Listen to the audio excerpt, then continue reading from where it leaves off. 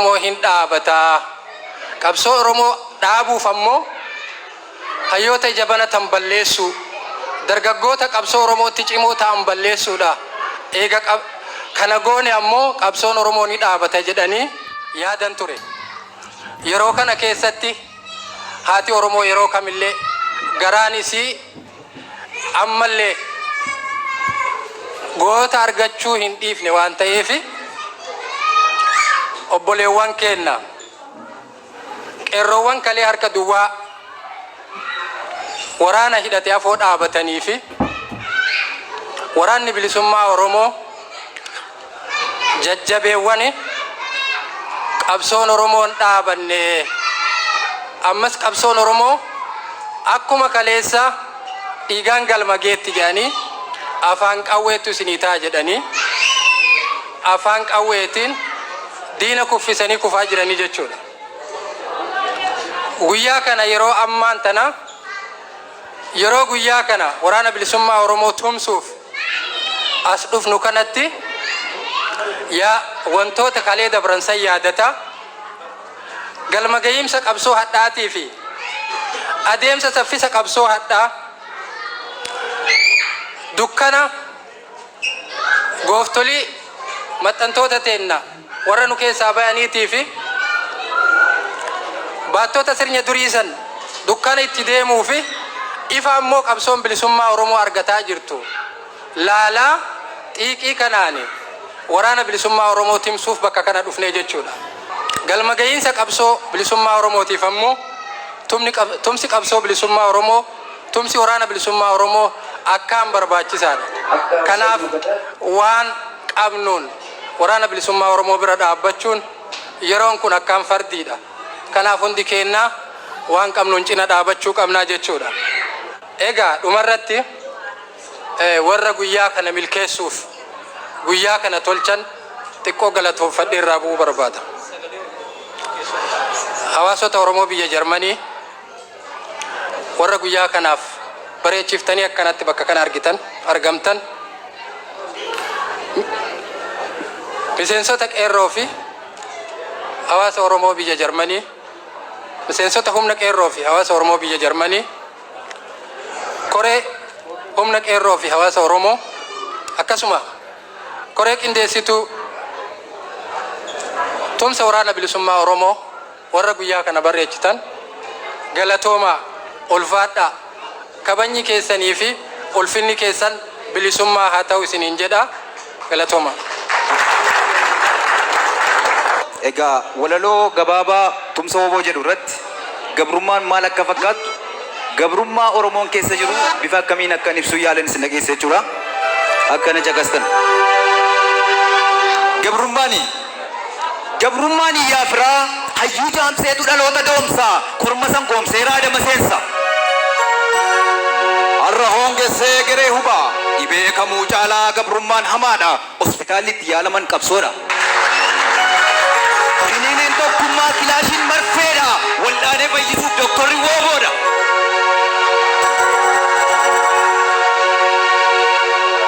Eeyyen wooboodha.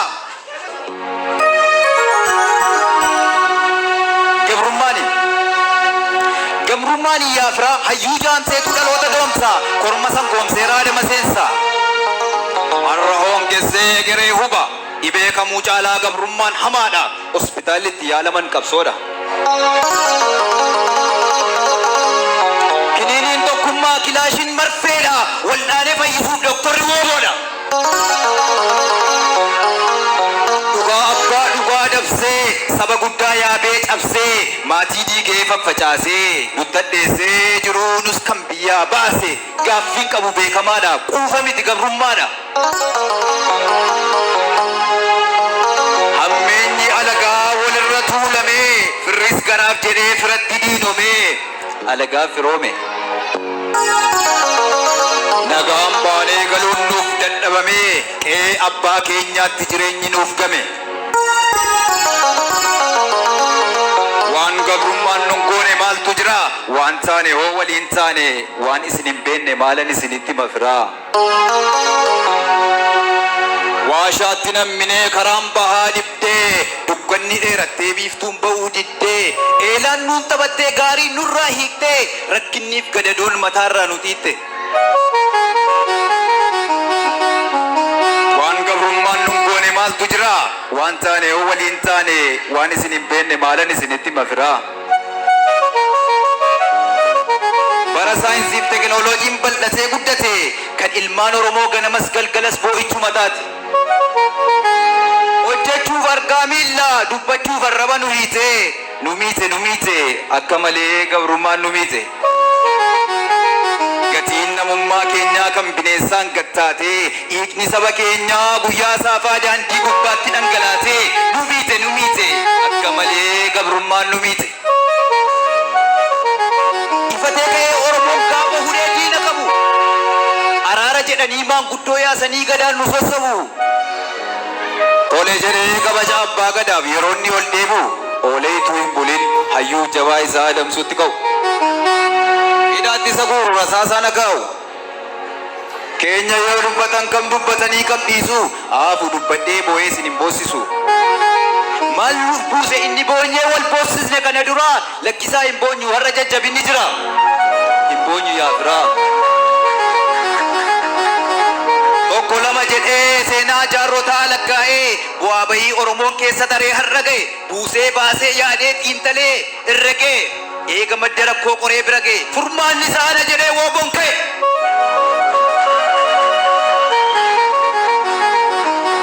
Badeera utuu jedhanii qaama Finfinneen ba'e kibba kaaba baha lixa walakkeessa diina fuula kute.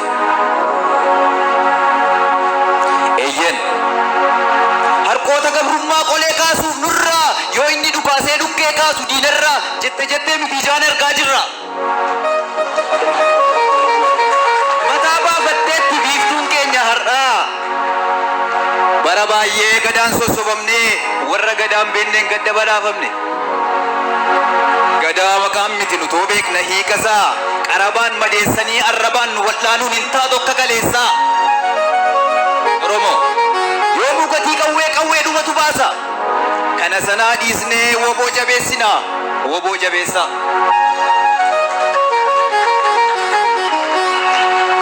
Keenya falliin jiru akkas taatu maleessa bineensa mana seenee ilmaan keenya nyaatu ari'ee nurraa baasuuf harkoota gabrummaa jaarraa oliif banne qolee nurraa kaasuufi saggittii lubbuusaa yoo baaten deebine jiruuf jireenya isaa mara sabaaf kennee goota qabsootti jiruutu jaan agarru. Nummoo lubbuu caalaa qarshii mararfannaaree garuu akkas taana amma gannamummaa ganneerra utuu biyya qabnu biyya ormaatti hafneerra. Abadan kun hin ta'uu qabu gonkumaa garaa keenyatti hir'isnee woboo tumsuun dirqama. Eeyyeen dirqama beelaaf dheebuu danda'ee dhiiga isaasiif lolaasee lafee isaasiif bobeesse. Gudunfaa kee hiikkadhu sabbata keen jabeessi madoo isaa wal'aannatu injifannoodhaan galee saba nagaa haa gaafatu hawaaru nagaan biyyaa. Galatooma.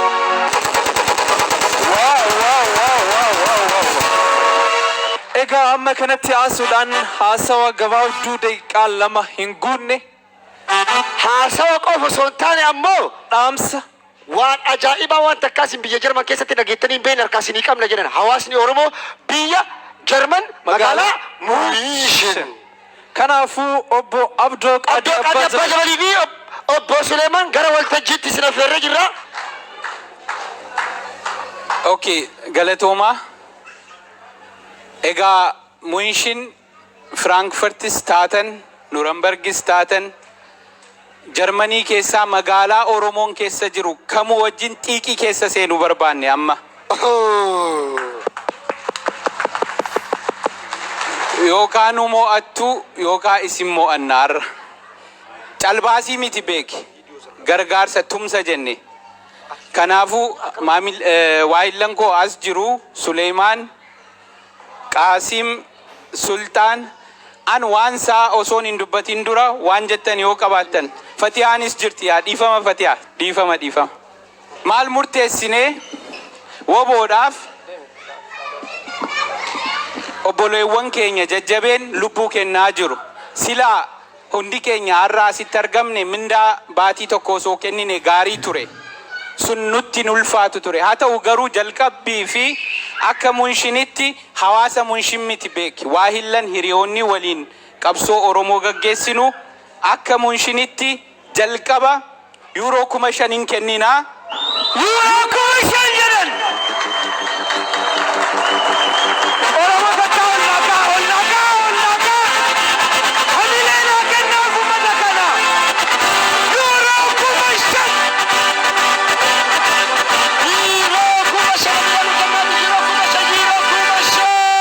Yoommoo yuuroo 5,000 saantimii tokko magaalaan kennu yoo jiraate itti daballee 6,000 goona.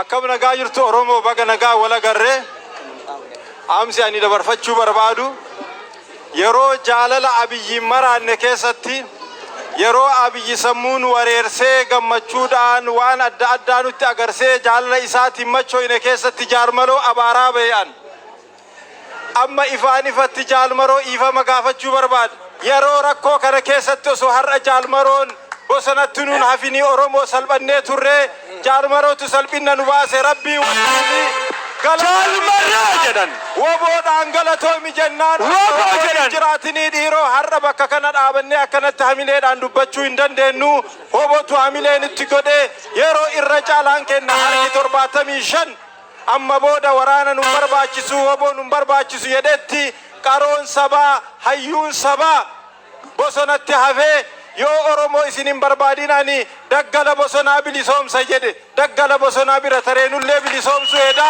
galatoomii dhiifama guddaa nuu godhi dogongorree jirraasitu abbaa haqaa turee jechuu barbaada woboodhaan ana qofaa miti namoonni akka kiyyaa woboo qeeqaa turtanii jirtanii hundi keessanuu dhiifama gaafadha ani gara kiyyaan dhiifama gaafadheen woboo jaalmaroo dhiifama guddaa naa godhin abbaan haqaa sii jechuu ni barbaada. Usleeman baay'ee nu galatoomfadhaa gara waltajjiitti haamileen nuuf simadha. Eni como que llame, eni. Eni ya kuna kupate. Ay, ebonga mwese kemo enyu.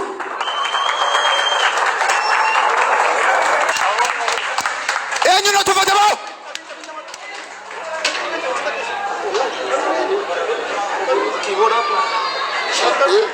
Enyu artul. Nadi sanda badu.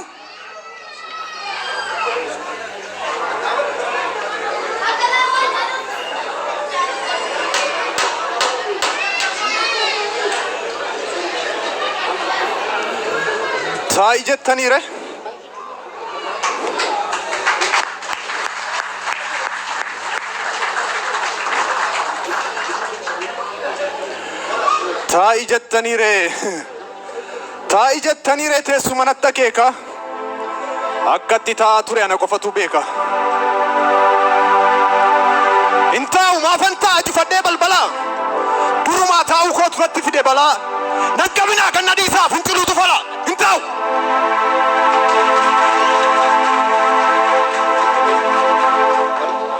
Harka saarraa dhugdee harka saarraa nyaattee akkamitti taa'aree namni yartuun nyaarte yartutu na nyaaree boon qabu seete dallaa kiyya dhiittee booronatti seente kanatu na aarsee kurrifadhee iyya malee hin maraatte naan hin jedhinaa hin maraanne an biyya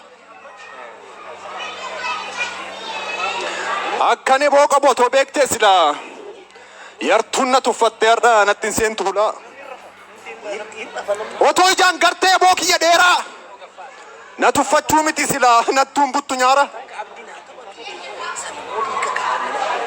intaa'u ganna dhiisaa intaa'u na ganna dhiisaa nan qabinaa biyya amman badduu baasameerree boon kiyya jedhee bobokkisee geeraree dheekkama namni eboo gaarii manaa qabu jama namni eboo hin qabne afaan maalii qaba haala akkasii keessatti waan dubbatullee dhaba taa'ii jettaniire akkamitti taa'uu qaccee koo asiifachi sabboodhaa fi goona tuulamaa fi maccii warri uumaan tolchee qabu seenaa guddoo, warri koontoof daarimuu, warri sikkoof mandoo. Yartuu na tuffattee diinqa kiyya jirtuun taa'ii jettanii ree humbanaa fiitu. Warri kamiseef faatii Oromoonni walloo, ciroo hamma dirreetti jamaana furan qalloo. Warri Awaash gamaa fantaallee karrayyuu, imimmaan ija koo hin qoorre harrayyuu. Warri jaambachoo jiilleedhaa fi galaan, aarii deddeebiidhaan na luqqa'ee garaan, taa'ii jettanii ree akkamitti taa'u? Qaayee ofii dhabanii jireenyuun mi'aawu. Ergan tuffatamee sodaattu fakkaadde, hin taa'u maafan ta'a eeboo dheeraa baadhe. Namni akka koo golaa qabu eeboo dheeraa, gaafa tuqama gadaa gaafa miidhama seeraa, eeboo isaa qaratee qixxeeffachuun seera. Taa'ii jettanii ree.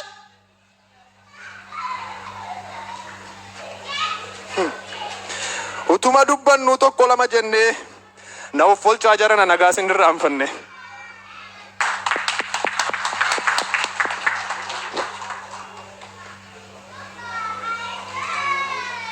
Abboonni keenya akkasiin yeroo yaa'ee wal argu nagaa otoo wal hin gaafatin dhimma biraatti hin darbu. Jaalala keessa isaa waliif ibsuu fedhee nagaa wal gaafata kunoo akkas jedhe. Ijoolleewwan kan kee akkam jajjabaatu, wal argaan hundi befoggabbaa nyaatu. Ameessi kaloo deeddee nagaan baatee galtee, guuttee rimaa fuutee ilmoo gaarii dhaltee, jabbiinoo burraaqxeetti tolee boontee, kaan hormaataaf taatee kaanoo geessee qottee. Ijoollee ollaa kee abbaa baluu tokko deengaddan micheessiti, mogolee isaan buuftee midhaan itti addeessiti jedhu hubatteetta amma wayyaa fi yaabbee, garaana nyaata beektaa gaafas jajjareen darbee. Jedha yeroo wal argee tooraan eegalu haasaa, maatii hanga waatiitti ollaa hanga biyyaatti nagaa walitti kaasaa, sana booda waan garaasaa hiikee walitti haasa. Ani isin irraanfanne qacceen tiyya martuu, harka fuudhee yoo iyyaattam nagaa jirtu.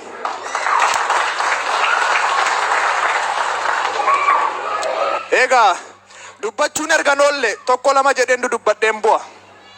Dhalachuunis erga noolle ergan nama ta'ee dhaladhee dhugaa dubbadheen du'a. Waa'ee haala keenyaa isa oliif gadi ka'een waa jedhamee jecha lamaa sadii jechuu silaan ibsu waan garaa koo arii irraa yoon hir'iseef rafeen bulatarii. Ila waliif qaluudhaanii miti waliif galuudhaan sammuun nama boqata. Kanaa caaluudhaaf boolla qote Oromoodhaaf midhaan qota.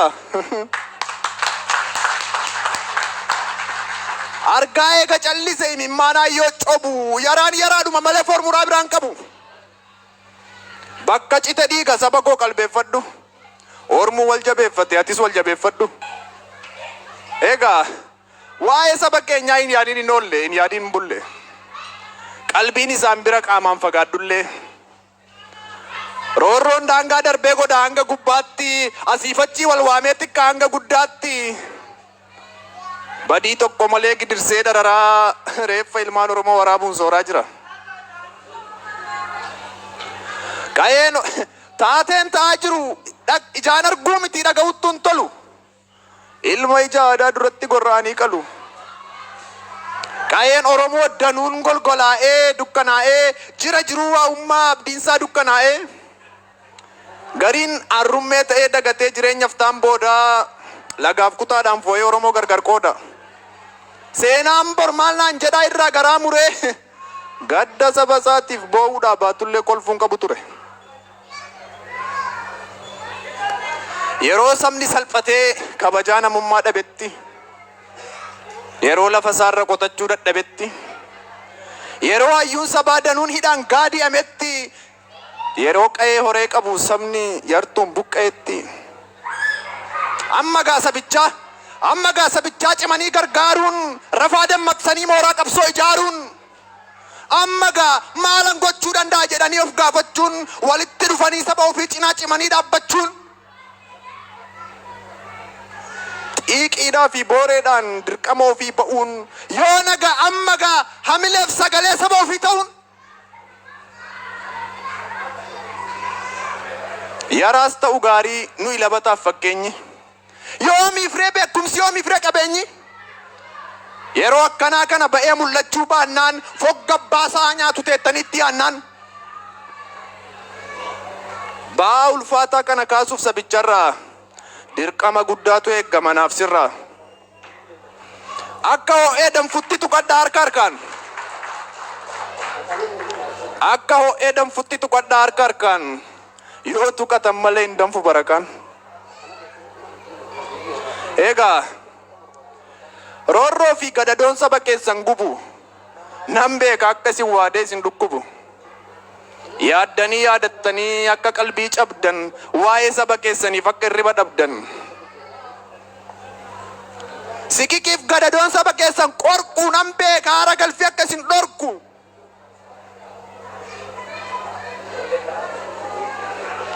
garuu qabsoo Oromootti hamilee haaraa waruuf rakkoo Oromoodhaa akka addunyaan baruuf hiriira adda addaa guyyarraa qopheessuun deeggarsa mallaqaatiin haalota mijeessuun isin Oromoonni biyya Jarmanii saba keessan faana akka isin turtanii akka isin jirtanii anuu quban qabaa natti himtanii garuu kadur caalaa jabeessinee yoona Oromoo bira dhaabbachuun cimsinee egaa waa'ee maala keenyaatu anaan sokke malee dubbii eeboo dheeraa sana hin goolamne ammallee namichi eeboo dheeraa mana isaatii qabu gaafa roorroof xiiqii waan malatu hin dhabu ittiin badduu baasa gaafa lola hamaa gaafa nagaa ta'es ittiin kabajama kanaafuu yaa biyyaa kanaafuu yaa sabaa adaammiin ollaa gamsa keessaa inni guddichi ajjecha Hacaaluu Hundeessaati. Yoomillee hin dagannu Hacaaluu Hundeessaa kan ajjeesee kan ajjeesisee mootummaa bilchiginnaati. Kana hin dagannu ummanni keenya kana jala sararee beekuu qaba.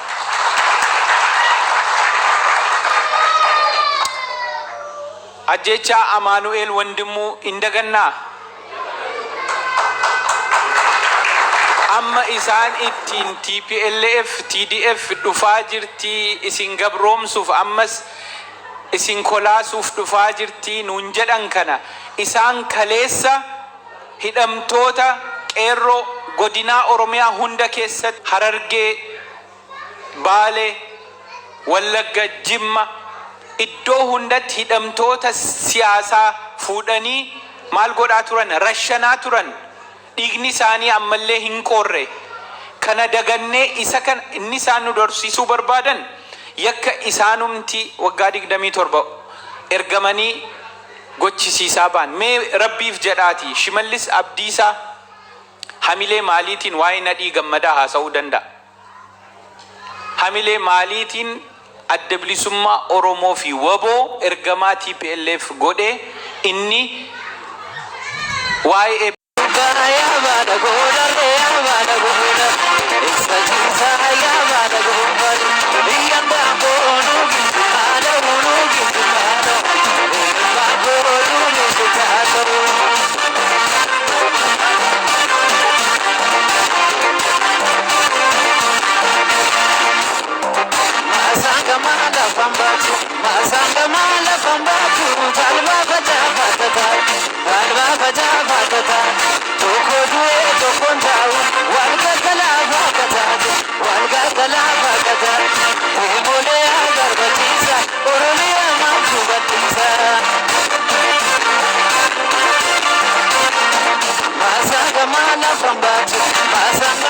Talba baja fatata, talba baja fatata,